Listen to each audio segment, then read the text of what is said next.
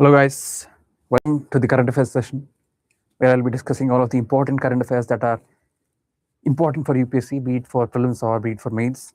I'll be discussing some of the aspects including aftermath or before math or what is happening in the news and that is actually important for UPSC rather than discussing some pieces, right? So I'll be discussing today's newspaper, that is 28th March 2026, right? Starting, let's say I've looked at the articles, and I don't think I found many articles that are very interesting, some only. And the first one is this editorial, Beyond the Rhetoric of the North and South Divide. Basically, it says that India is facing a mismatch between North and South, where they are telling that there are two types of India, right? One is the South India, one is the South India, and the other is the North India. In South India, you have more wealth, more education, right, and more health. All these are part of South India. Whereas in North India, you have low income, more population, and more parliamentary seats. These are the three aspects. One is better income or better wealth, in South India, then better education in South India, and better health indicators in South India. Whereas in North India, you have low income, more population, and more parliamentary seats. But what you need to understand is that when we are in a democracy, these three do not matter that much, but the amount of more population and more parliament actually amounts very high, because the place where there's more population, you'll have more power. That is why in democracy, North India actually prevails. But what happens is this creates an existential fault line. This creates an existential fault line. What is an existential fault line? Existential fault line is where South India believes that as we contribute more to the GDP and have better educational and income indicators and health indicators, we deserve more say. Then again, North India thinks that as we have more population and more parliamentary seats, we deserve more say. This is called the existential fault line. But what you need to understand is that in the near future, we have the delimitation commission, right? The delimitation commission will happen in 2029 census, right? The 84th constitutional amendment said that the delimitation is frozen till 2026, right? Now, after the delimitation, what will happen? The amount of seats will actually increase. And if you actually see this, the more amount of population is present in the northern areas, northern region, including Uttar Pradesh. All these areas have more population, due to which it is evident that they'll get more power. But what will happen? Then again, the states that have been contributing more to the GDP will get less say and they'll be discouraged more. At the end of the day, if you are contributing, you'll obviously expect something. But when factors like more population ensures that you do not get more say, it discourages the South.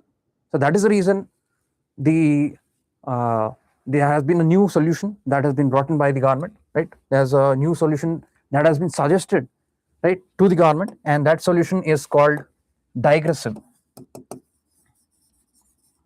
proportionality, right? I'll explain digressive proportionality in the note. It'll be easier to understand if I explain it in the note.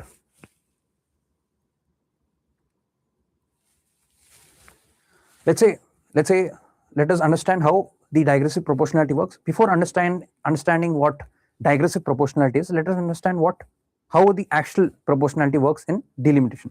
Let's say there is a state, there's state A, there is a state A, right? Then there is state B and there is state C. State A has 100 people. State B has 50 people. And state C has 20 people. If you actually go with the pure population method, where you are getting more seats based on population, then If the delimitation has been committed, then 100 state A will get 100 seats, state B will get 50 seats, and state C will get 20 seats. Meaning the state with more population will get the most number of seats. This is called the normal method of delimitation. Okay. Now the suggested method called the digressive proportionality. It's called digressive proportionality.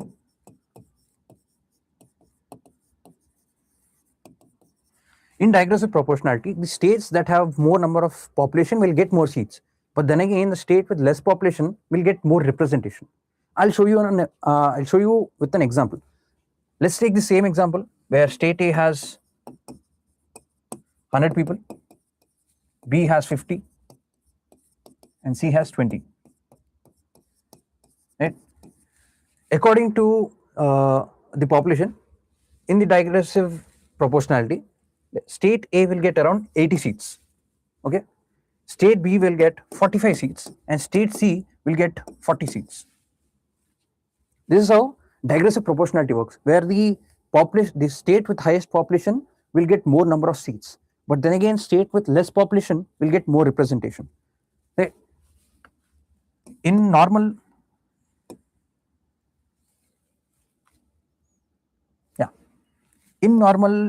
delimitation, one seat, many people. In digressive population, one seat, more representation.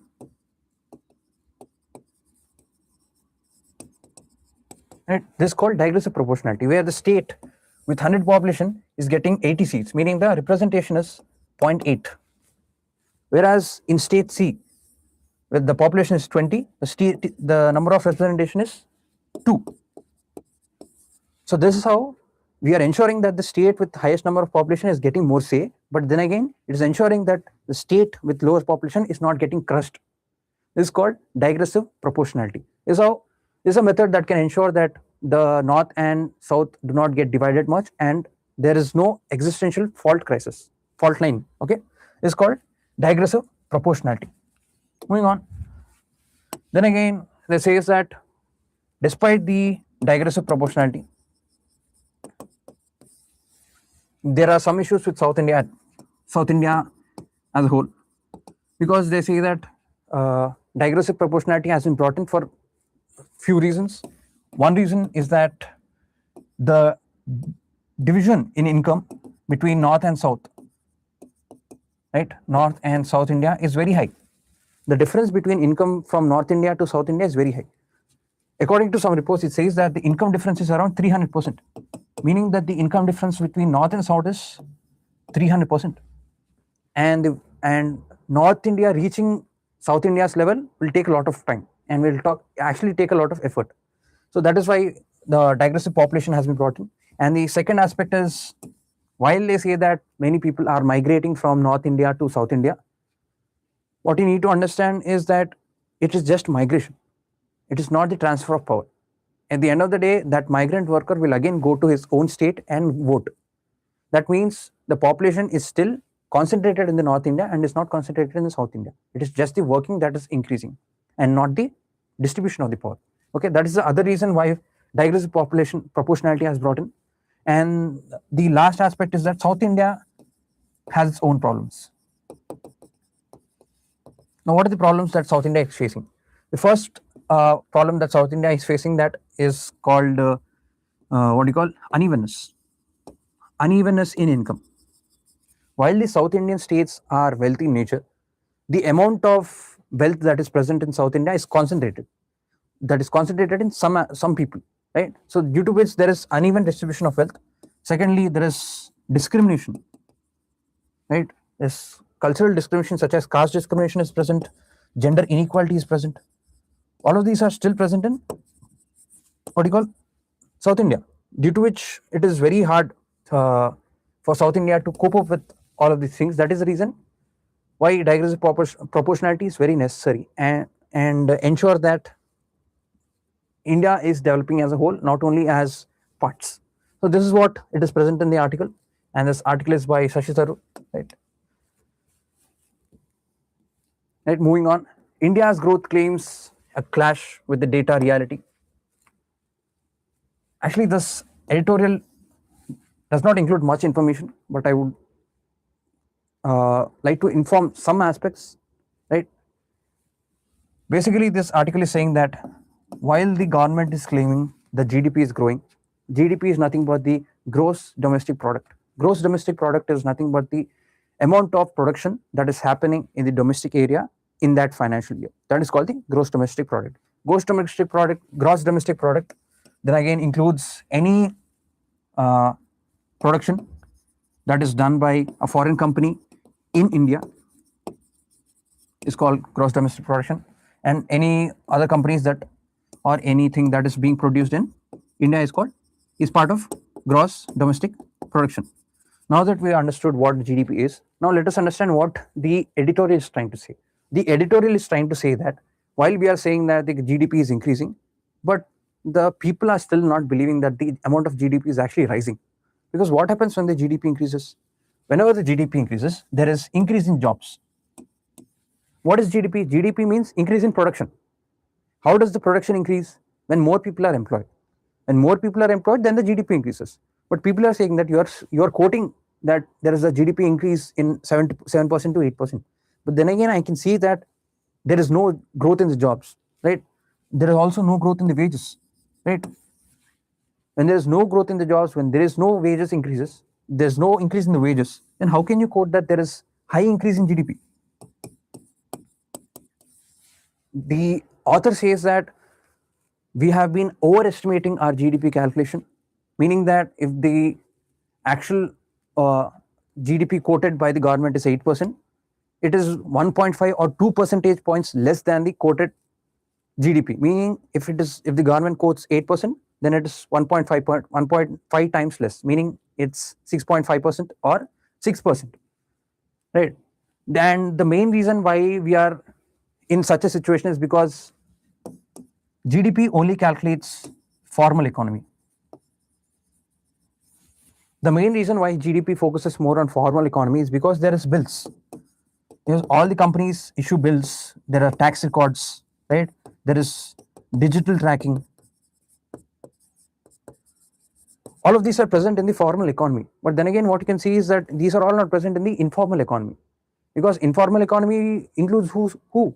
Street vendors, all the rickshaw drivers, all of these part of the informal sector. In this informal sector, there are no bills, there's no tax, there's no digital tracking. And that is why it is hard for us to calculate or inculcate the informal economy, which is actually a larger part of India's working population. Informal sector makes the largest part of working population in India. So we are focusing more on formal economy, whereas we are assuming what the informal sector is and assuming the amount of contribution that is done by the informal sector to the GDP. As we are assuming the amount of contribution made by the informal sector, this overestimation is a problem for us. That is what the editorial is trying to say. It is saying that while the GDP is actually growing, people are suspecting that it is overestimated because there is no actual increase in jobs or wages, and this overestimation is only because of the informal sector assumption, and this assumption is mainly done through some of the surveys that are done by the NGOs or some government agencies and not a particular informal sector census. That is the reason why the GDP estimation is a problem for India. What will happen if the GDP estimation is not proper?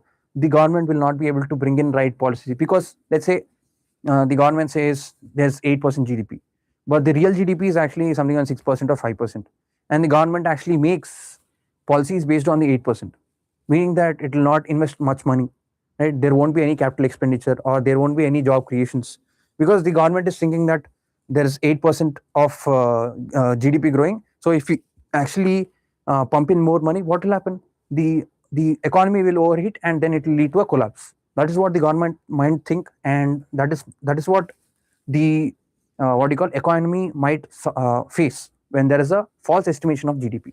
This is what is present in the particular editorial, and I think we can use it in GS3 in economy, right? You can use it in economy. Other than that, you can use this particular aspect in GS2, GS2 under federalism, right, where you need to focus on both where there needs to be a federalism between states, a cooperation between states, right, and digressive proportionality is part of federalism, cooperative federalism, right. You can use digressive proportionality as a part of cooperative federalism, and you can use it under GS2. GS2 means these are the two aspects in this current editorial. Other than that,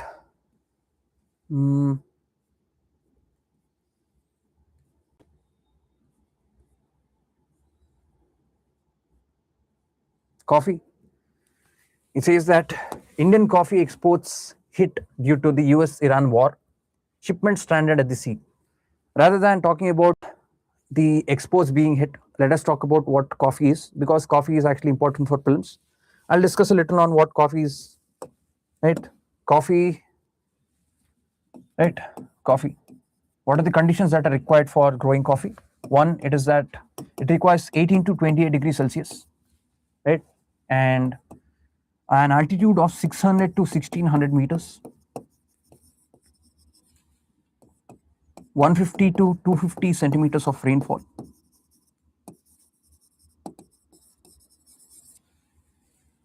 Coffees usually grow in shadow area, meaning that they require shadow to grow. Shadow areas. These are the requirements for coffee. Okay. Now let us look at the states that are high in coffee population. I mean growing coffee, that are high in growing coffee. One is Karnataka. Second comes Kerala. Third comes Andhra Pradesh, right? Then in some areas like Northeast, there is coffee being grown, right? India majorly grows Robusta coffee. India grows majorly Robusta coffee. Other than that, let us look at the countries which grow coffee. One is Brazil. First one is Brazil. Second is Vietnam. And lastly, you have Colombia.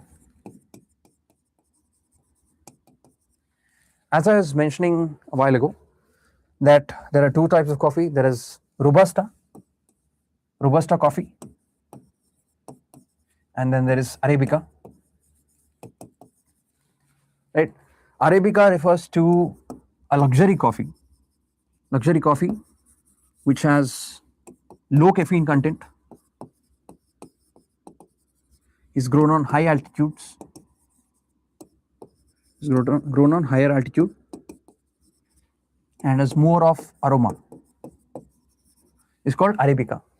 Robusta is where you have, it is bitter, more bitter than Arabica, and it has high amount of caffeine,